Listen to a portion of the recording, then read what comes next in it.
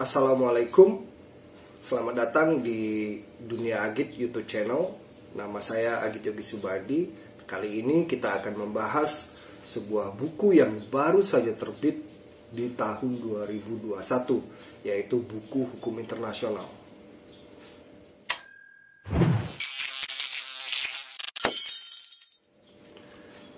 Ini adalah buku hukum internasional yang lebih menitik beratkan kepada sumber-sumber hukum internasional yang ditulis oleh Profesor Atif Latiful Hayat, SH LLM PhD. Nah, Profesor Atif Latiful Hayat adalah seorang guru besar hukum internasional di Universitas Padjadjaran. Buku ini diterbitkan oleh Sinar Grafika Jakarta. Harganya berapa dan belinya di mana? Kalian bisa cek di kolom deskripsi video ini ya. Seperti yang kalian lihat di dalam buku ini lebih menitik beratkan sudut pandangnya pada sumber-sumber hukum internasional. Sebagaimana lazimnya di dalam pembahasan hukum internasional, telah banyak yang membahas soal sumber-sumber hukum internasional ini, dan sumber-sumber hukum ini masih diperdebatkan di kalangan para ahli. Nah, oleh sebab itu, hal itulah yang akan kalian dapatkan di dalam buku ini. Misalnya saja kalian coba membandingkan dengan sumber hukum yang ada di hukum nasional kita di Indonesia. Itu tentu saja ada sumber hukum formal dan ada sumber hukum material. Nah, sekarang kalau di dalam hukum internasional bagaimana?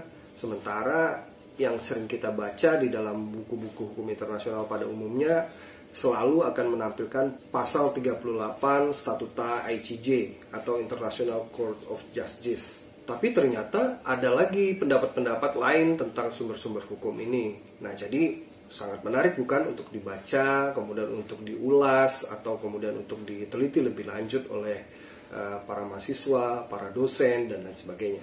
Kalau melihat sejarah daripada pasal 38 Statuta ICJ tersebut, bisa kita lihat bahwa sebenarnya pasal tersebut adalah hasil adaptasi langsung dari Statuta Mahkamah Permanen Internasional, yaitu pada masa Liga Bangsa-Bangsa. Setelah Liga Bangsa-Bangsa itu dibubarkan, maka kemudian dijadikan statuta di dalam Mahkamah Internasional di PBB.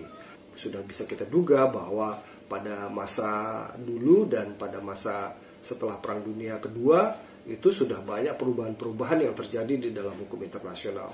Sumber-sumber hukumnya pun juga telah banyak. Bagaimana dengan istilah soft law, kemudian bagaimana dengan istilah advisory opinion atau resolusi majelis umum.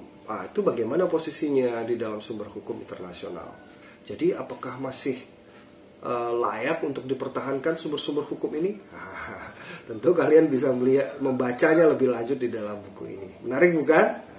Nah, jadi sebenarnya penulisnya memiliki sudut pandang yang sangat kritis terhadap hukum internasional. Nah, kebanyakan para ahli mengatakan bahwa pasal 38 Statuta Mahkamah Internasional itu adalah sumber hukum yang sifatnya formal. Tetapi pendapat Rebecca Welles dan Martin Ortega di dalam buku ini dikatakan bahwa pasal 38 ICJ itu menganut sumber hukum formil sekaligus juga sumber hukum yang material. Lalu mana saja dari sumber-sumber hukum itu yang merupakan material dan yang merupakan formal? Nah, menurut Rebecca Welles dan Martin Ortega itu mengatakan bahwa putusan hakim dan pendapat para ahli terkemuka itu masuk ke dalam sumber hukum yang sifatnya material. Sementara yang lainnya seperti perjanjian internasional, kebiasaan internasional, dan prinsip hukum umum itu masuk ke dalam sumber hukum formal. Nah, itu juga sangat menarik untuk kita telusuri lebih lanjut di dalam buku ini. Kemudian terkait hierarkinya, apakah sumber hukum yang berdasarkan pasal 38 ICJ itu hierarkinya tidak bisa dirubah sama sekali atau sifatnya lebih kepada hierarki atau skala prioritas dalam memutuskan suatu perkara hukum internasional?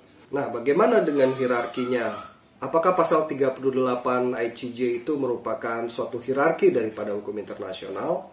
Nah, menurut penulisnya yang mengutip pendapat beberapa ahli mengatakan bahwa sebenarnya itu tidak melulu soal hierarki, tapi juga bisa dikatakan sebagai skala prioritas. Misalkan saja ICJ di dalam memutuskan perkara hukum internasional yang sengketanya berasal dari perjanjian internasional. Nah, maka rujukan yang paling prioritas adalah sumber hukum, yaitu perjanjian internasional. Ada banyak sekali hal-hal yang menarik di dalam buku ini, tentunya terkait dengan hukum internasional yang kita masih bertanya-tanya, itu diulas secara mendasar di dalam buku ini. Buku ini padat sekali di dalam membahas tentang sumber-sumber hukum internasional.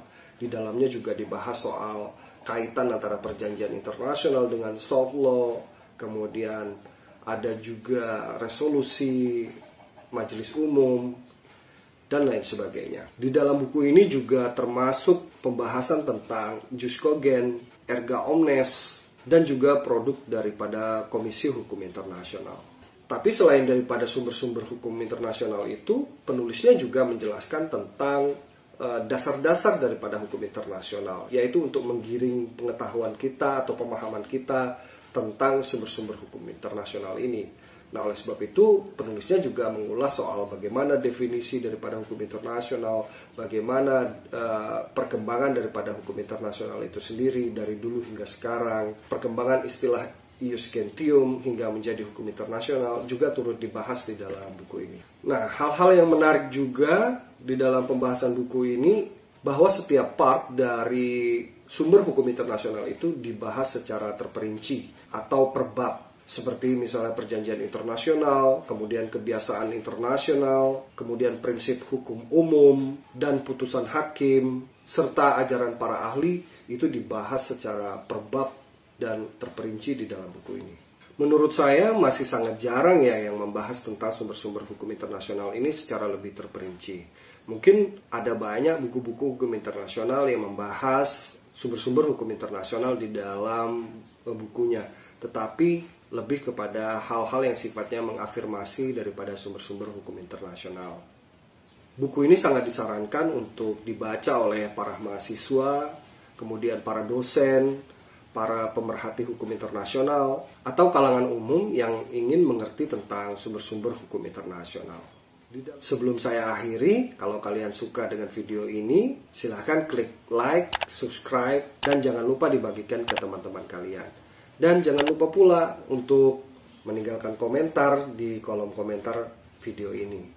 Atau bisa mendiskusikan setelah kalian membaca buku ini, apa komentar kalian tentang buku ini, silahkan kalian tuliskan komen ya di bawah.